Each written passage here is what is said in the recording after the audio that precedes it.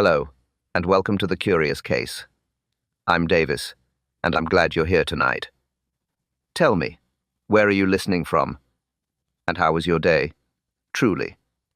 Thank you for choosing a quiet moment with us. Settle in, breathe. Let the room soften around you. Because tonight's mystery begins gently, with a single teacup and a single whisper. A whisper that, before the night was over, changed everything. Morning settled over the village. Light rain tapped softly. Nothing heavy, just enough to cool the stones. A warm tea smell drifted from the bakery. Simple, comforting, the kind that always meant the day had begun. The clock tower ticked in steady beats, measured, unhurried. Each sound carried through the square like a quiet reminder that life in Brindleford moved at its own slow rhythm. Miss Marple walked with her small umbrella tilted forward. Short steps, calm pace. She had an early task today. The village reading room was opening its doors for the annual teacup exchange. A small event, but people cared about it. They always did. She watched the shopkeepers setting out their signs. She heard one kettle whistle inside the bakery. She smelled the tea blend they always used for these mornings. Simple sensory pieces. Nothing unusual. She turned the corner to the reading room. It sat at the edge of the square. Quiet building. Small porch, usually shut until 9. Today, it should already have been unlocked. People were preparing displays inside for the exchange. A few villagers walked behind Miss Marple carrying boxes. Mrs. Hobb, the caretaker, was among them. Her steps were fast. Too fast. She didn't look at the building. Just marched forward with her head down. Miss Marple noticed that. She noticed everything. As she approached the reading room, she paused. Her umbrella lowered slightly. Her eyes narrowed. She didn't speak yet. The door. It was half open. Not wide. Not pushed back. Just a small gap. Enough to let one faint draft slip out. No voices came from inside. No footsteps. No clatter of teacups. Nothing. Miss Marple stepped closer. She touched the wood. Cool. Still. She pushed gently. The hinge made no sound. The reading room opened without resistance. The room was empty. Completely empty. No boxes on the tables. No displays. No cups waiting to be sorted. No volunteers. No Mrs. Hobb, though she should have been the first inside. The faint tea smell from the square stopped at the doorway. Inside, there was nothing. No scent. No sound. Just stillness. Miss Marple walked 2 steps in.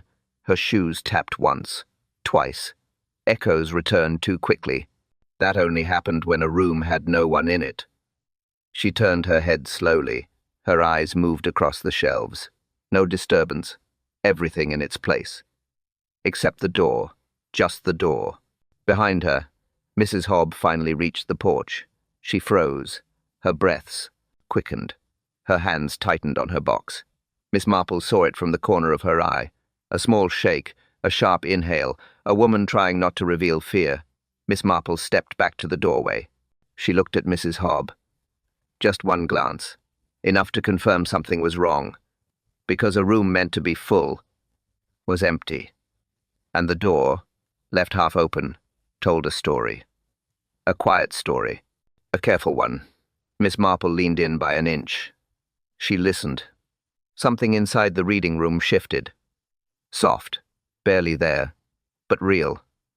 A sound that didn't belong, and Miss Marple knew. Someone had been inside just moments ago. A soft tap echoed from inside the reading room. Just once. Just enough to unsettle the air. Miss Marple stepped back onto the porch as the villagers arrived. Reverend Alton came first. Calm steps. Too calm. He always walked gently, but today his shoulders were stiff. He carried his Bible under one arm, pressed tight, as if afraid to drop it. He gave Miss Lenskrees one grieve. Marple a small nod. No smile. No warmth. Just a nod that ended too quickly. Behind him was Mrs. Alton. Her smile appeared before her words. Wide. Fixed. Not a real smile. Her eyes didn't match it. Not even close. She held a tray of wrapped teacups for the exchange. Her fingers squeezed the handles harder than needed. Too much pressure for something fragile. A forced cheerfulness sat on her face like a mask ready to crack. Nora and Daniel followed. Young couple. Usually cheerful. Today tight expressions. No laughter. No soft teasing. Nora walked a step ahead of Daniel. Arms crossed. Her eyes kept moving. Left. Right. Scanning. Daniel stayed behind her. Jaw tight. Shoulders pulled in. He didn't touch her hand. He didn't even try. A couple trying not to argue in public. But the silence between them said enough. The newcomer arrived next. Mr. Vale. Tall. Neat. Polite with everyone. Guarded with everyone too. He offered a gentle nod to Miss Marple, then to the others, but his gaze never landed long. He kept glancing at the reading room. Not curious. Cautious. His hand rested on the inside pocket of his coat, a small tap of his finger. Rhythmic.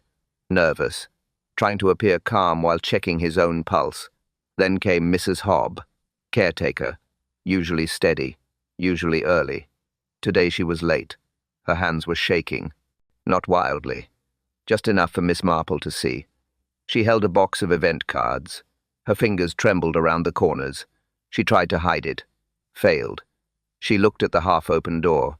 Then away. Then back again. Her lips pressed tightly together, as if holding back a truth that wanted to escape. The villagers gathered on the porch, their voices low. Short comments. Whispers. Small phrases passing between them like little pieces of secret paper. Why is the room open? Who came early? Something feels wrong. Did anyone see anything? Mrs. Hobb looks pale. Reverend seems troubled. None of them said these things loudly. All whispered. All careful. Miss Marple stood near the doorway, silent, watching each face, each flicker of unease. She didn't speak. She didn't move far from the open door. She simply let the puzzle rise on its own. One sensory cue drifted in from the hallway behind her, a faint scent of wet paper, like pages touched by rain. Not strong, just a trace. Enough to tell her something inside had been disturbed. The villagers stepped closer, all staring into the quiet room, all waiting for someone else to go first. But Miss Marple didn't step in yet. Not now. Not with so many frightened eyes watching. Instead, she touched the door's edge gently. It moved by less than an inch. Smooth, silent, too silent. And then, from deep inside the reading room, a soft object rolled across the floor. Once, then stopped, and every villager froze. Miss Marple's eyes narrowed. Something, or someone, was still in that room. The quiet ended with a scream. Sharp. Fast. Too real to ignore. Everyone on the porch froze for a heartbeat. Then the panic broke. Feet rushed forward. Voices overlapped. Names were called. Boxes dropped. Miss Marple didn't run. She moved with purpose. Measured steps. Clear mind. She followed the sound toward the back room. Mrs. Hobb pushed the crowd aside, hands shaking, eyes wide. Back room, someone's hurt. Her voice cracked on the last word. Reverend Alton reached the hallway first. He braced himself on the wall, breathing hard. His calm was gone now, completely gone. Miss Marple slipped past him, quiet, focused. The faint smell of wet paper still hung in the air, the same scent she'd noticed earlier. One sensory clue, nothing else. The hallway to the back room felt too narrow, too crowded with fear. Nora clutched Daniel's sleeve. Daniel pulled her behind him. Mrs. Alton hurried after them with her tray still in hand. Teacups clattered. Her forced smile was gone. Another scream came, shorter, from the back. Everyone rushed faster. The door to the back room stood wide open, not halfway, wide, swung out with force. A locked cabinet inside was no longer locked. The metal latch hung broken. The drawer beneath it had been pulled out completely. Files scattered. A single teacup lay on the floor, still rolling slightly. Mrs. Alton stood in the middle of the room, both hands trembling. a fallen teacup close to her shoes. Its saucer cracked neatly in two. Her face was pale. Her lips trembled. Her eyes fixed on the floor beside her. Miss Marple followed her gaze. Mr. Vale, lying on the ground, head tilted to one side, eyes half open, face still, too still. No weapon, not anywhere, no bruises, no struggle, no overturned furniture, nothing violent, nothing quick, just a body, placed or fallen, and a broken cabinet that should have stayed locked. The villagers crowded behind Miss Marple. Gasps filled the room. Questions rose instantly. What happened? Who was here? Is he? Did someone break in? Mrs. Alton, did you see? Mrs. Alton shook her head. Slow, weak. She tried to speak, but no sound came out. Her hands pressed against her chest, her breath unsteady. Daniel stepped forward, then stopped. A hesitation Miss Marple did not miss. He scanned the room too carefully, too slowly, like someone checking details he already expected to find. Nora clung to his arm. Her eyes didn't leave the cabinet. She looked frightened, but not surprised. Not fully. Reverend Alton whispered a prayer under his breath. His fingers pressed his Bible so tightly the leather bent. Mrs. Hobb covered her mouth, her body shaking. No words, just shock. Miss Marple didn't speak, didn't gasp, didn't rush. She stepped closer to Mr. Vale, bent slightly, studied his posture, his hands, his collar, his pockets, everything still, everything placed just so. No injuries, no marks, no sign he fought anyone. Death had come quietly, very quietly. Too quietly for a man who looked completely healthy an hour ago. Miss Marple rose slowly. Her eyes drifted to the broken cabinet, then to Mrs. Alton's shaking hands, then to the rolling teacup on the floor. Something connected, something small, something hidden in plain sight. She turned back to the group, her voice low, measured. This was no accident. The room went silent, and before anyone could speak, a shadow moved behind the open cabinet door. Just a flicker, just enough for Miss Marple to see. Someone else had been in that room, and they were still close. Inspector Hale arrived within minutes. Fast walk, coat still wet from the rain. No hesitation. He stepped into the reading room with a single sharp breath. He took one quick look at Mr. Vale, then another at the broken cabinet, then at the villagers. "Stay where you are," he said.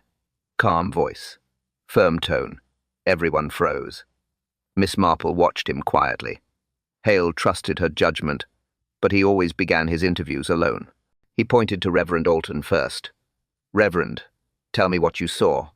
Reverend Alton swallowed, hard. He avoided eye contact. His gaze stayed on the Bible in his hands. "I heard a scream," he said. His voice shook slightly. "I came at once." Hale tilted his head. "Did you touch anything?" The Reverend shook his head too quickly, far too quickly. Miss Marple noted it. A man of faith, but a man hiding something today. Hale moved on. "Nora, step forward." Nora trembled, her breathing shallow, her hands clasped tight against her chest. "I saw the door open," she said, her voice barely a whisper. "I followed Mrs. Hobb. Then I saw Mrs. Alton scream." Hale studied her a moment. "You seem frightened." "I am," she whispered, but her fear had another layer, something tucked beneath it. Guilt or knowledge? Daniel stepped forward before Hale asked. Protective, too protective. "She doesn't need more questions right now." Hale's eyes narrowed. "And you do?" Daniel stiffened. He wiped his hands on his trousers. Clean hands. No dirt. No stains. Yet he wiped them again. And again. Compulsion. Or nerves. "What were you doing before the scream?" Hale asked. Daniel hesitated. A small pause. Barely half a heartbeat. But Miss Marple caught it. "I was with Nora," he said.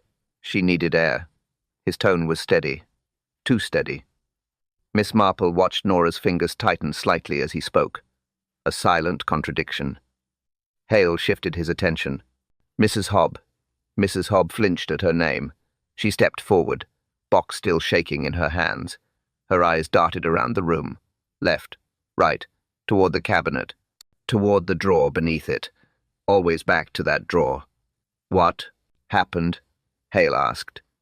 I came to set up," she said, her voice thin. "I heard something inside. I thought someone dropped a box. Then I saw Mrs. Alton. And him." Her eyes flicked to the drawer again, then away, fast. Hale followed her glance. "Something in that drawer." Mrs. Hobbs' breath caught. "No, nothing. I just keep supplies in there." Miss Marple heard the crack in her tone. "Fear. Real fear. Not of the body. Of something else in that room." Hale walked toward the drawer. Slow. Purposeful. Mrs. Hobbs stepped back instantly. Too fast. Hands stiff. Eyes wide. Hale placed one hand on the drawer handle. He looked at Miss Marple. A silent question. A warning. A shared understanding. Miss Marple gave a very small nod. Permission to continue. Or caution. Or both. Hale pulled the drawer open. Just an inch. Everyone leaned in. A soft, metallic sound echoed from inside. Faint. Sharp. A single object shifting. Hale froze. Miss Marple's breath tightened. Something was in that drawer, and whatever it was, did not want to be found. Morning came with noise. Not loud noise. Small conversations. Short whispers. The kind that fill a village when something feels wrong. Brindleford buzzed with gossip.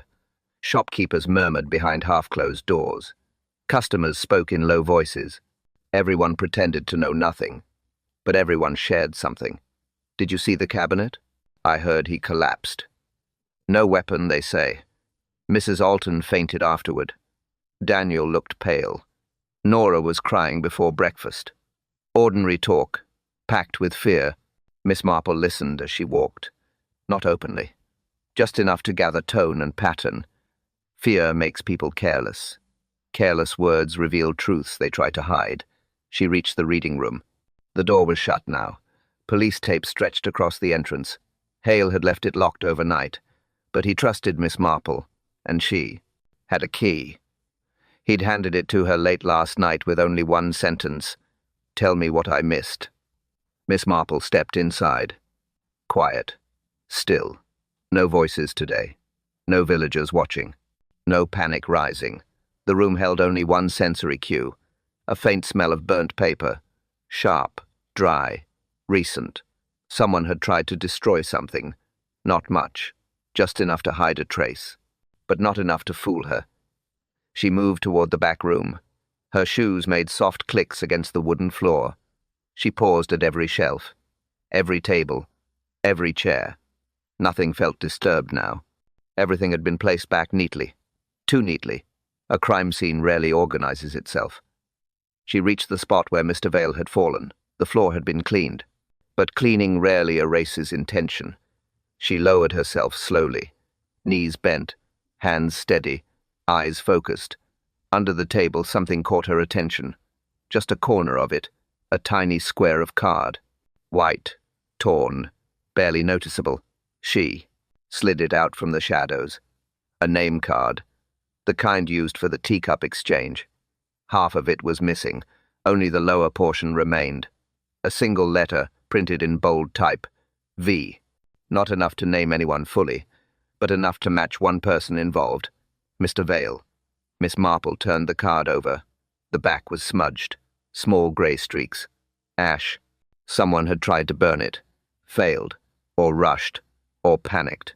This piece had survived the fire. Barely. She slipped it into her pocket. Quietly. She stood up again. One breath. Calm. Focused. She walked along the room's edge, checking corners, checking drawers, checking places where someone might hide a small object. Nothing obvious. Then a sensation.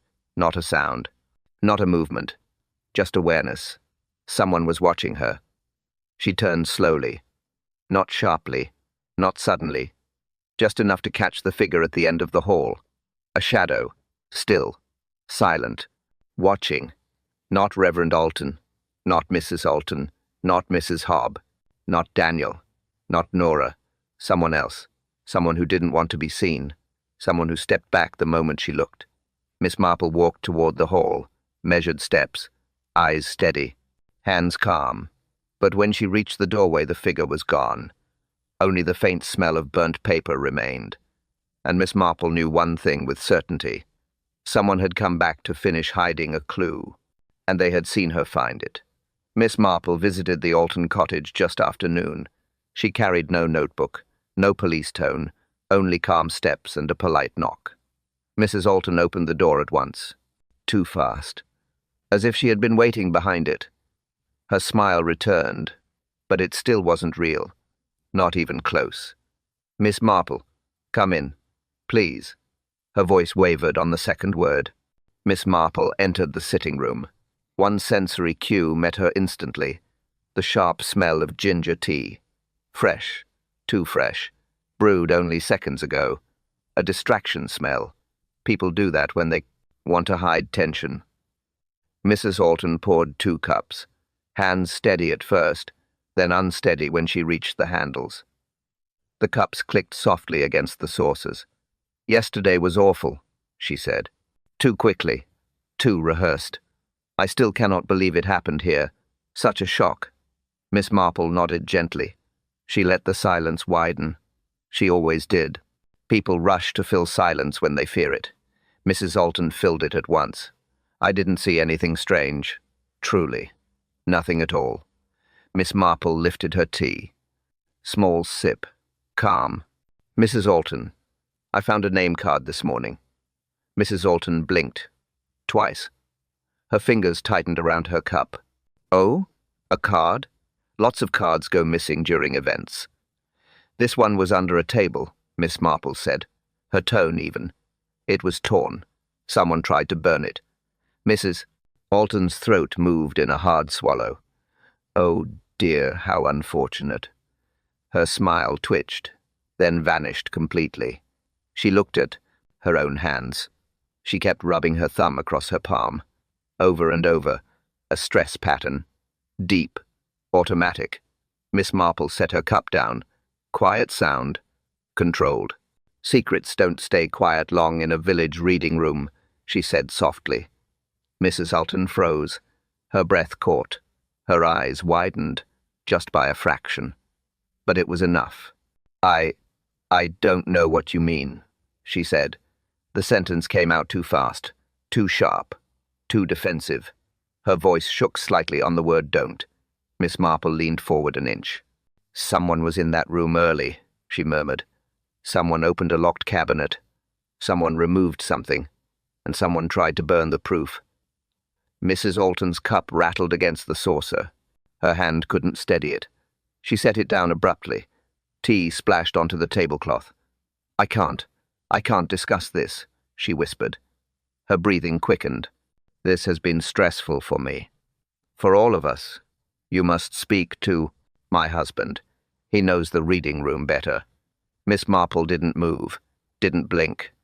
"Mrs. Alton, you were the first person in the back room yesterday." "I was helping," she snapped, then caught herself. She pressed her lips together. She stared at the window, avoiding eye contact now, just like her husband did earlier. Miss Marple let the silence sit again. One long second, then another. Mrs. Alton stood abruptly. Her chair scraped the floor. "I need to lie down," she said. I feel faint. Please excuse me." Conversation over. Forced shut. Too sudden to be natural. Miss Marple rose. She placed a hand on the back of her chair, calm, measured. "Of course," she said gently, "but Mrs. Alton, secrets don't vanish. Not even in quiet houses." Mrs. Alton did not answer. She walked toward the hallway. Fast steps. Almost a retreat. Miss Marple reached the door. She paused. Something behind her shifted. A floorboard creaked. Not from Mrs. Alton's direction. From deeper inside the house. A hidden room. A second presence. Someone else was listening. The reading room stayed closed for the afternoon. Inspector Hale wanted it untouched. But Miss Marple had permission to recheck one corner. Only one. She walked in quietly. Door shut behind her. Empty room. Still air. The only sensory cue came from the stove. A faint metallic scent. Cold metal. Nothing burning now. Nothing warm. Just the scent that lingers after something small has been heated. She moved toward it. Slow steps. Hands folded in front of her, eyes scanning the floor. The ashtray beneath the stove looked clean. Too clean. Miss Marple crouched. She touched the rim with one finger. Smooth. Freshly wiped. Someone had cleaned it last night, but someone had not cleaned well. A corner of something white peeked from under the stove's iron leg. Barely visible. Thin. Flat. She reached for it carefully. No rush. No sharp movements. She slid the object out with 2 fingers. A small envelope. Plain. Unmarked. Thin as a folded receipt, just large enough to hide something small. Miss Marple held it to the light. She felt a single shape inside. Round, hard, cold. She opened the flap. The sound was soft. Paper against paper. Inside a silver button. Polished. Shiny. Newer than most things in the reading room. She turned it over. There, on the underside, scratched into the metal one letter. D. Just that. Nothing more. Not engraved. Scratched. Rushed. Done by hand. A mark made to identify something quickly. Miss Marple understood the implication at once. Daniel, or someone who wanted it to appear that way. Initials can reveal truth, or they can mislead. But this button had not been dropped. It had been hidden. She checked the envelope again. The paper edges were creased, worn, as if someone held it for a long time before deciding where to hide it. She examined the floor, around the stove. No other objects. No ashes, no scraps.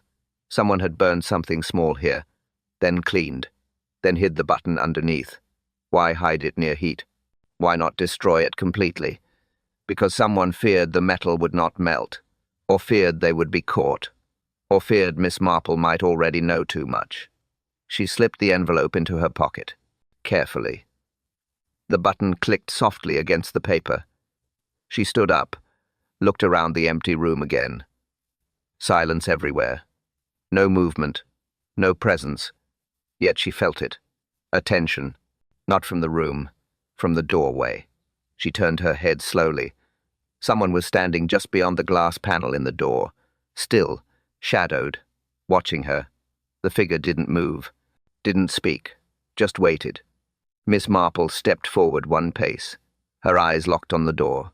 She reached for the handle, but the figure slipped away, quiet, fast, gone before she opened the door. Miss Marple stepped into the hallway. No one there. Only one certainty remained. Someone knew she had found the button, and they were already planning what to do next. Miss Marple reached the bakery just after 3. Rain had eased. Streets were quiet. Only one sensory cue lingered here. The warm smell of fresh bread drifting from the doorway. 2 village women stood outside. Mrs. Dunn and Mrs. Pike, both known for talking more than they baked, both lowering their voices now, whispering fast. Miss Marple didn't join them. She paused just a few steps away, adjusting her gloves, taking her time. Listening without seeming to listen, Mrs. Dunn leaned in closer to Mrs. Pike. "You heard about Mr. Vale? The money?" she whispered. Mrs. Pike nodded. "Oh, yes. He lent money to half the village, they say. Quiet loans. Private. No receipts." Mrs. Dunn clicked her tongue. Private deals always hide trouble. Miss Marple kept her head turned slightly. Just enough to catch every word.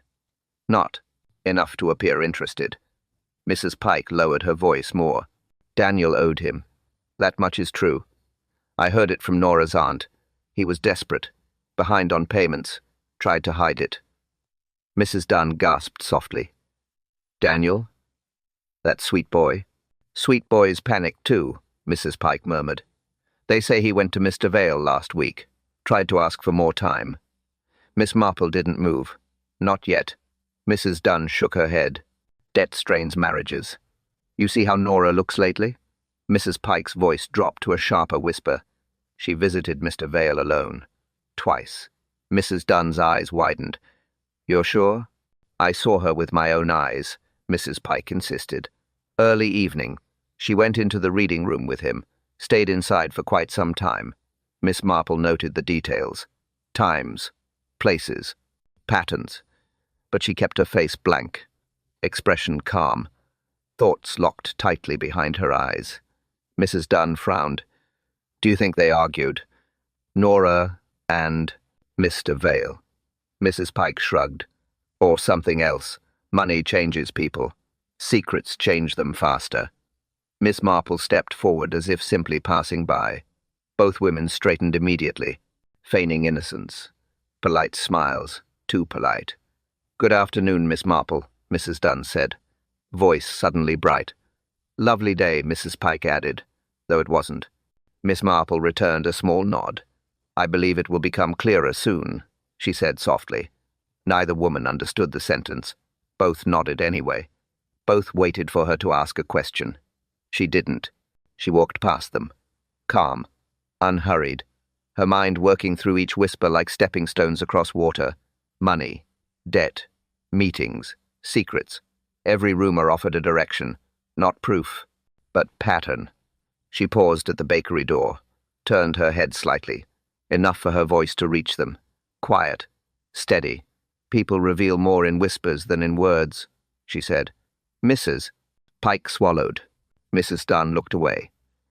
Miss Marple entered the bakery. 1 step, 2 steps. Then she froze, because at a small table in the corner Nora sat alone, eyes red, hands shaking, a torn piece of paper beside her, and she looked terrified the moment she saw Miss Marple. Daniel agreed to speak with Miss Marple in the small council room behind the square. Quiet place, plain chairs. Nothing fancy, only one sensory cue in the entire space. A faint smell of chalk from the old blackboard. Daniel sat with his hands folded neatly, back straight, jaw set. Calm, too calm. Thank you for coming, Miss Marple said softly. She took the chair opposite him. Daniel nodded. Of course, anything to help. His tone was perfect, too perfect. Every word shaped like a rehearsed line. Miss Marple began simply. Where were you before the scream? Daniel didn't blink. Walking with Nora. We needed a moment alone. Quiet air. Nothing unusual. Miss Marple tilted her head. Nora said she stepped inside the bakery first. Daniel's fingers tightened for half a second, then relaxed. He forced a smile. She misremembers. She was upset. You know how stress affects people. Miss Marple watched him carefully. You didn't go near the reading room? No, he said instantly. Too instantly. I was nowhere near it. We didn't even pass it. Miss Marple let silence fill the space. He didn't flinch. He didn't shift. He simply waited for the next question like a student prepared for an exam. Did you know Mr. Vale well? She asked. Daniel nodded again. Not well, just casually. Village things. Polite things. Miss Marple placed her hands together. Did you ever borrow money from him? Daniel's eyes did something then. A small flicker. Quick, barely there, but real. No, he said. Firm. Solid. Absolute. Too absolute. And Nora? Miss Marple asked quietly. Did she meet him often? Daniel's jaw tightened. Still no blinking. She only spoke with him about community work, he said. Simple matters, nothing more. Miss Marple paused again. She studied him. She remembered Nora's trembling hands, her red eyes, her torn paper, her fear when their eyes met.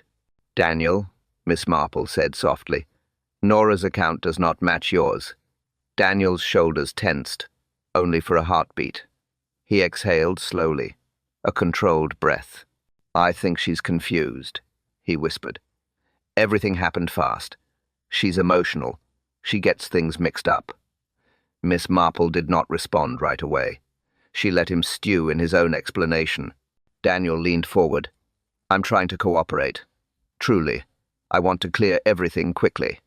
He was calm. Too calm. Like a man afraid of a single misstep. A man who had rehearsed every line before speaking. a man who knew exactly which parts of the story he needed to keep straight. Miss Marple stood. Daniel rose with her, still polite, still composed. "Thank you," she said gently. "You've been very clear." Daniel smiled again. A hard smile. Edges tight, eyes steady. Miss Marple walked toward the door. Her hand rested on the handle. She turned her head slightly. "One last thing, Daniel," she said quietly. "Do you often lose buttons from your coat?" Daniel froze, completely. His eyes shifted for the first time. Left, then right, then down. "No," he said. "Too slow this time. Far too slow." Miss Marple left the room. She closed the door softly behind her. And in the hallway, she heard Daniel lock the door from inside, as if he suddenly feared someone might follow him. The reading room stayed empty for most of the afternoon. Inspector Hale had stepped out to speak with the coroner. Villagers stayed far away. Too many whispers, too many glances at the closed doors. Miss Marple used the quiet. She entered with her usual calm steps. One sensory cue met her. Instantly, the faint, dusty smell of old books stacked against the far shelves. She approached the corner near the reference section. Small space, rarely touched. Perfect for hiding something if someone panicked. Miss Marple lowered herself slightly and moved one stack of books aside. Just a few inches. Enough to reveal what had been wedged behind them. A crumpled letter, folded badly, edges torn, ink smudged, as if someone held it with damp fingers or with shaking hands. She pulled it free. The paper felt rough. Tight creases suggested it had been balled up in a fist, then smoothed out, then hidden. She opened it slowly. She didn't want the fragile corner to tear further. The first lines were illegible, ink streaked, words smeared, but one sentence stood out. Sharp, clear, dark. "End it now, or I will." No greeting, no explanation, just the threat. Miss Marple read it twice. Her eyes narrowed slightly. The handwriting leaned sharply to the right. Fast strokes, slanted pressure. Then she turned to the bottom. The signature wasn't a name, just one letter.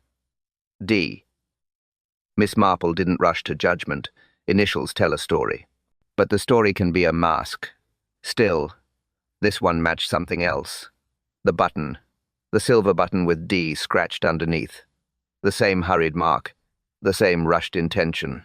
2 clues. Same letter. Same desperation. Miss Marple folded the letter carefully. She placed it into her coat pocket beside the envelope. The button clicked softly against it. She stepped back and examined the shelf again. Books untouched, dust steady. The letter had not fallen there randomly. Someone had placed it deliberately. Hidden it quickly. Hidden it after the death. Or just before. She knelt again and checked the narrow space behind the lower row. Nothing else. No second paper. No matching object. Just the hollow space where a secret had lived for a few frantic moments. Miss Marple stood slowly. Her eyes scanned the reading room. Each corner, each shadow, each quiet detail. Someone had warned Mr. Vale, or threatened him, or confronted him. Someone with a reason strong enough to write a letter this sharp. Someone who wanted the conversation to end forever. She moved toward the front door. Her steps were slow, thoughtful, heavy with new understanding. But before she reached the porch, a soft piece of paper slid from the edge of a table. It fell to the floor near her foot. A second scrap, smaller, torn from the same letter. She bent to pick it up. This scrap held only 2 words. He knows. Miss Marple straightened. Her breath caught for a second. Someone else had read the letter. Someone frightened. Someone still hiding nearby. Someone who now knew that she had found both pieces. Reverend Alton agreed to meet Miss Marple in the small vestry behind the church. Quiet place. Dim light. Only one sensory cue in the room. A faint scent of old candle wax. He closed the door gently, then locked it. That alone told Miss Marple more than any sentence could. His hands were shaking. Not lightly, not subtly. Full tremors. He tried folding them together, but the movement didn't stop. "Please sit," he whispered, his voice thin. Miss Marple. Saturday calm posture. Clear eyes. No pressure. No rush. Reverend Alton remained standing. He moved to the window, then moved away, then returned. He couldn't stay still. "I know you've found things," he said softly.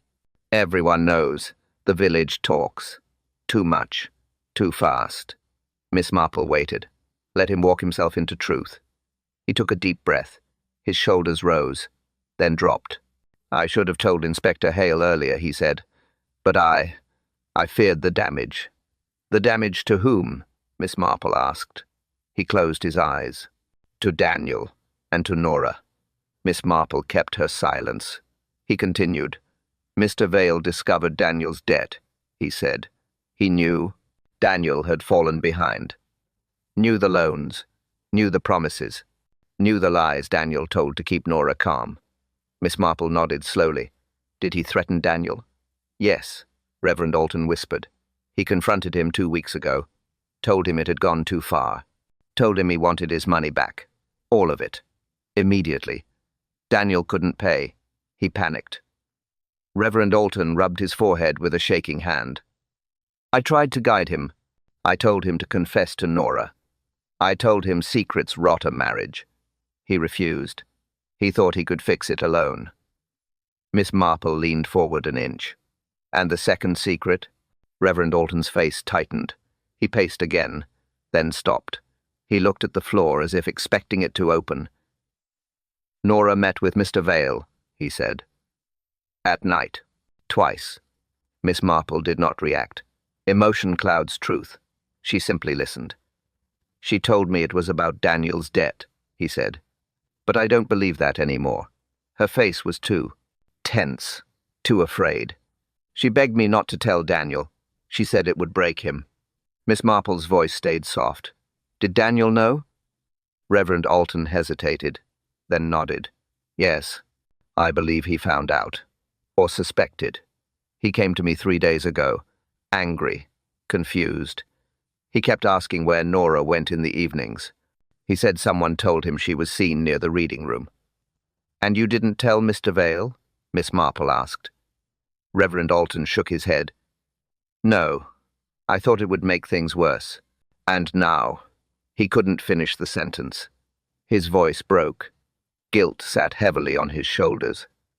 "Mr. Vale was trying to help Nora," he whispered. "Or threaten her. Or warn her. I don't know anymore. But Nora kept something from Daniel. And Daniel, he doesn't handle fear well." Miss Marple stood, slow, calm. She placed one gentle hand on the back of the pew. "Reverend," she said, "you've revealed more than you think." He looked up, startled. "What do you mean?" Miss Marple stepped toward the door, her voice low, measured. "It means motive is no longer hidden," she said. "For one of them, or both." She opened the door, and Daniel stood outside, silent, listening eyes cold. The village changed by evening. Not slowly, not gently, all at once. Doors shut faster. Shops closed early. Voices dropped to low murmurs. People stepped aside when Miss Marple walked past. Some nodded politely. Most avoided her eyes. Fear moved through Brindleford like a quiet draught. Everyone felt it. Everyone tried to hide it. One sensory cue hung in the air as Miss Marple walked. The faint, sharp scent of damp wool from villagers clutching their coats too tightly. Cold weather, cold nerves. Miss Marple watched the patterns. Mrs. Dunn locked her bakery door twice. Mrs. Pike rushed home with her scarf pulled high. Children whispered behind fences and stopped when she looked their way. Mr. Harford, who never closed early, turned his shop sign around before dusk. Fear does that. It changes habits. She reached the square. Daniel stood near the fountain. Stiff posture, hands in pockets, eyes scanning every window. He didn't look at her directly. Not today. Not after overhearing the Reverend. Nora walked quickly toward her home, head down, shoulders tight. She passed Miss Marple without a greeting. Her steps sounded uneven. Guilt does that. Worry, too. Mrs. Alton peeked from her window curtain, saw Miss Marple, closed the curtain instantly, too fast to be polite, too fast to be innocent. Reverend Alton stood outside the church, hands clasped, praying softly. His eyes darted to the reading room every few seconds, then back to the ground. He knew something was coming. He feared it. Miss Marple walked toward the reading room, her pace calm, measured, her mind working through each clue, each whisper, each secret.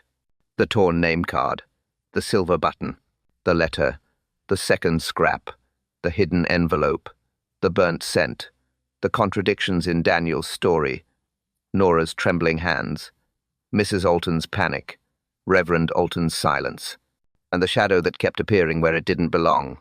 Pieces. All pieces. Now, ready to settle. Miss Marple reached the porch. She placed her hand on the door handle, paused, listened. Quiet. Still. Nothing inside. But her instincts pressed forward. The truth was forming. Clear. Unavoidable. She pushed the door open, stepped inside. Empty room. Same silence as the morning. Same stillness. But the weight of the secrets felt heavier now. She walked to the center, hands folded, eyes half lowered, thinking, sorting, fitting each piece into place. This was no simple argument, no simple debt, no simple mistake. This was planned, quietly, carefully. Someone had prepared for this moment, long before the scream. Miss Marple turned toward the window. Shadows lengthened. Outside, someone stood there, still, watching. The same figure from before, same posture, same silence. Miss Marple stepped closer, her voice calm, soft. "It's time," she whispered. The figure didn't move, didn't run, didn't look away. Miss Marple lifted her chin slightly. Clear, certain. She was ready to confront the killer. But before she reached the door, a quiet knock echoed from behind her. Inside the reading room. Not outside. She turned. Someone had entered through the back hallway, and they were waiting for her in the dark. All the suspects gathered in the reading room. Quiet. Stiff.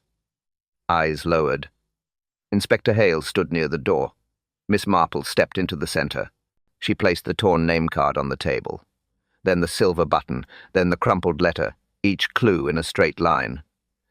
"Everything fits," she said softly. "Someone met Mr. Vale early. Someone argued. Someone tried to hide the proof."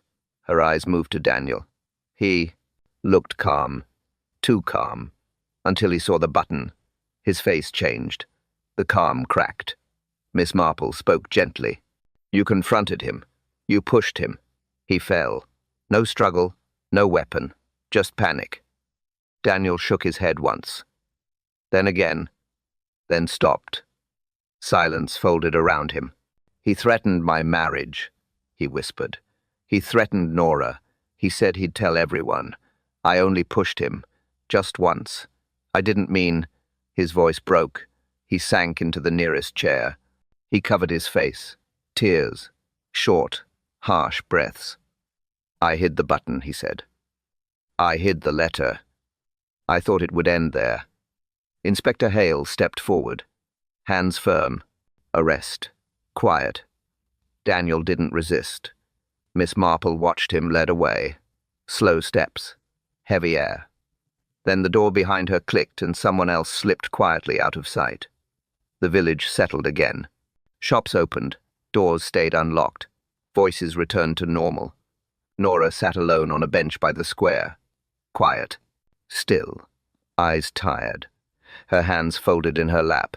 She didn't look up when people passed. Mrs. Alton approached her slowly. A small apology. Short words. A gentle touch on Nora's arm. A truce forming. Reverend Alton stood near the church gate. Head bowed. He whispered a short prayer. Not for Daniel alone. For everyone who carried secrets too long. Miss Marple poured herself tea in the reading room. Simple moment. Calm breath. She thought about choices. Small lies. Small fears. How they grow when no one speaks. She lifted her cup. Warm. Steady. A soft knock sounded at the door. Not loud, not urgent. Just enough to remind her not every truth had been spoken yet. "Thank you for sharing this quiet moment with us tonight," Davis says warmly. "I hope the mystery kept you company." He pauses, then asks gently, "Which clue stood out to you the most? And where are you listening from tonight?" His tone stays soft, inviting, warm. "Leave your thoughts below," he adds. "I read every message. Truly. A breath. A calm shift. And join us tomorrow," Davis says. "A new mystery waits, with new secrets to uncover." He lowers his voice for the final line. "Tomorrow, another kettle will boil." A single teacup rests on the table, still, unmoved. Beside it lies a folded letter, edges worn, words hidden. A soft window light falls across both, warm, quiet, steady. In the corner, a small clock ticks, even, calm, unhurried. Nothing moves, nothing disturbs the room. Only the reminder that secrets settle slowly, and truth cools just like tea.